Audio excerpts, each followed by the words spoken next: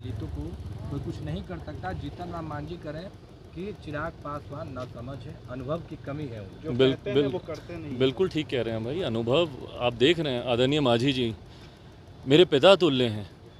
उनकी उम्र और हमारी उम्र में फ़र्क देखिए कितना है। कतई उनके अनुभव से मेरे अनुभव की तुलना नहीं की जा सकती, और इसीलिए समय समय पर हमेशा मैंने उनके मार्गदर्शन की अपेक्षा रखी है। संसद में भी जब हम दोनों लोग साथ बैठते हैं तो उनसे यही मार्गदर्शन मैं लेता हूं कि अगर कहीं मैं गलत जा रहा हूं, मुझसे कोई गलती हुई हो, तो ज़रूर वो मेरा मार्गदर्शन करें। ऐसे में उनकी जितनी बातें हैं, कई बार मीडिया के माध्यम से उन बातों को प्रस्तुत ऐसा किया जाता है जैसे वो कठोर शब्द हैं, पर बड़ों के कठोर शब्द भी आशीर्वाद के समान होते हैं।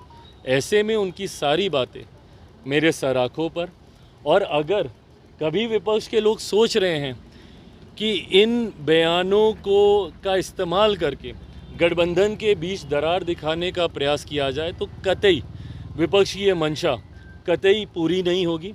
आदरणीय मांझी जी मुझसे बड़े हैं, उम्र में, रुतबे में, तजुर्बे में, मैंने कहा मेरे पिता तुल्य हैं।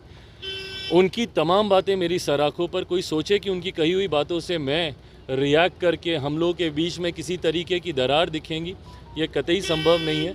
पूरी एकजुटता के साथ हैं और उनके अनुभव का लाभ मुझे मिले, ये आशीर्वाद मैं उनका जरूर चाहूँगा। राहुल गांधी इलेक्शन कमीशन पर सवाल खड़ा किया। उन्होंने महाराज चुनाव को लेकर के भी वोटर लिस्ट में जिस तरीके से उन्होंने बयान दिया था, बिहार में भी इलेक्शन कमीशन को लेकर के बयान दिया। ये जैसा मैंने कहा कि ये लोग बहाना पहले से ही तैयार कर रहे हैं। और दूसरा, मेरी चिंता इस बात की कि किस अराजकता में आप जीना चाहते हैं भैया।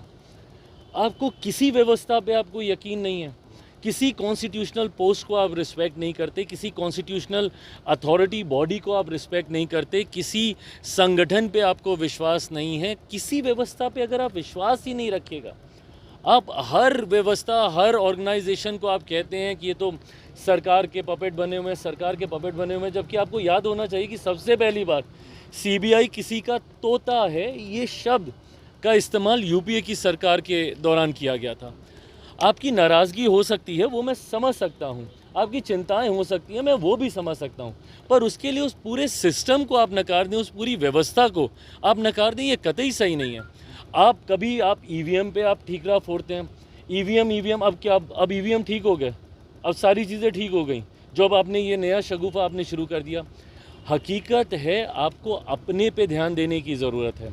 अगर इसी तरीके से ठीकरा फोड़ने का कार्य अगर आप करते रहेंगे तो कभी विपक्ष मजबूती से वापस नहीं लौट पाएगा। इन सिस्टम्स पे, इन बॉडीज़ पे, इन अथॉरिटीज़ पे आपको विश्वास रखना होगा। इंडिया गठबंधन में सीट बंटवारा हो जाएगा भाई, समय रहते हो जाएगा। अभी समय है, चुनाव में अभी समय है, और हमेशा की तरह बहुत एमिकेबली एनडीए ने हमेशा से बहुत सहजता से सीटों का बंटवारा करने का कार्य किया। लोकसभा, विधानसभा, हर चुनाव में इस बार भी उतनी सहजता से। चिराग पासवान चुनाव लड़ेंगे। पार्टी समीक्षा सर्वेस करा रही है, समय समय पर मुझसे भी ये जानकारी साझा की जाती है, पर मुझे लगता है कि एक बार अंतिम जब पूरी तरीके से जब ये समीक्षा हो जाएगी, अंतिम फैसला पार्टी का केंद्रीय संसदीय बोर्ड लेगा। जब एक बार औपचारिक प्रस्ताव राज्य इकाई से जब केंद्रीय संसदीय बोर्ड के पास आएगा, उसके बाद ये अंतिम फैसला लेगा। 100%।